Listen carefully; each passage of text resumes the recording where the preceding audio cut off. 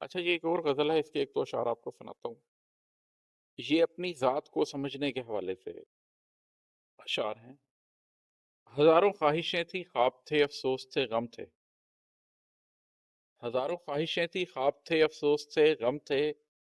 कहो खुद को समझने के मौक़े क्या बहुत कम थे। ये जो हमारी ज़िंदगी में ख़्वाहिशें होती हैं, ये खुद को समझने का एक मौका होती है। आपकी ज़िंदगी में ये ख़्वाहिश आ रही है कि मैं एक बड़ी गाड़ी ले लूँ। आपकी ज़िंदगी में ये ख़्वाहिश आ रही है कि मैं सैर करने मलेशिया चला जाऊँ।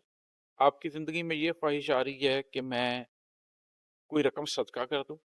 आपकी ज़िंदगी में ये ख़्वाहिश आ रही है कि मैं नवाफ़िल अता करूँ। हर ख़्वाहिश का कोई मानी है। हर ख़्वाहिश के पीछे नफ़्स है और आपका नफ़्स किस जगह पर है, अपनी ख़्वाहिश से पहचान सकते हैं। मैं आपको अपनी ज़िंदगी की एक मिसाल देता हूँ।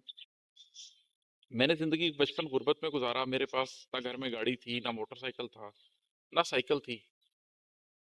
जब मेरे पास पैसा आया किसी हद तक, तो मैंने सबसे पहले बड़ी ख़्वाहिश थी मेरी कि मेरे पास एक मेहरान हो। मैं एक मेहरान गाड़ी खरीदूँ। मैंने मेहरान खरीद ली।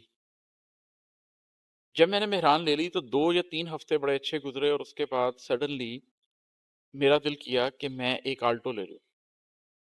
कुछ महीने में मेरे पास पैसे हो गए, मैंने मेहरान बेची और उसकी जगह पर आल्टो खरीद ली। 2 हफ़्ते, 3 हफ़्ते, 4 हफ़्ते फिर तस्कीन रही, फिर मुझे ख़्याल आया कि मैं स्विफ्ट ले लेता हूँ। फिर मैंने स्विफ्ट खरीद ली। चौथी दफ़ा जब कुछ अरसे बाद मेरे दिमाग में ये आया कि अब मुझे सिविक लेनी है, तो मैंने पे ऑर्डर बनवा लिया था और मैं पहुँच गया था, होंडा के शोरूम पहुँच गया था, रंग देख रहा था मुख्तलिफ।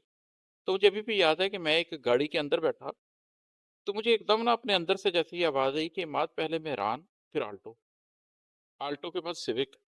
अब इस सिविक के बाद तुम्हें मर्सिडीज़ चाहिए होगी, फिर तुम्हें बीएमडब्ल्यू की ख्वाहिश पैदा होगी, उसके बाद तुम फ़ेरारी चाहोगे, फिर तुम लैम्बोर्गिनी चाहोगे, इसका कोई अंत नहीं है, इसका कोई इख्तिताम नहीं है। और मुझे याद है कि मैंने वो पे ऑर्डर कैंसल कर दिया और मैं घर आ गया और उसके बाद मैंने कई साल वो स्विफ्ट ही चलाई और मैं मुतमिन रहा। इसलिए कि मेरे अंदर से वो ख्वाहिश खत्म हो गई। तो जो आपकी ख्वाहिश है, उसको परखना और ये जानना कि वो ख्वाहिश आपको किधर लेके जा रही है, वो किसी अंधे कुएँ में तो नहीं लेके जा रही। वो आपको समझने का एक मौका देती है।